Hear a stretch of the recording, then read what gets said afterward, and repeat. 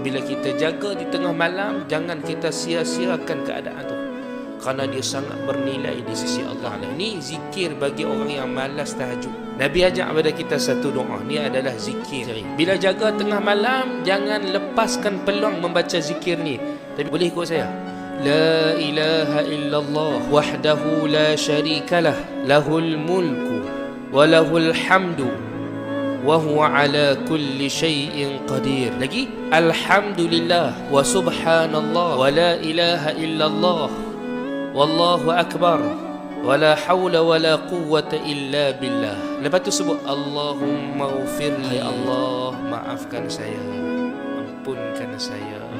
Allah kata Nabi, siapa yang baca sebegini, Allahumma salli ala sayyidina Muhammad, pasti Allah terima doa dia. Dia bila dia buat macam ni, dia sudah dikira menghidupkan malam. Dia dah kira qiyamul lail dah.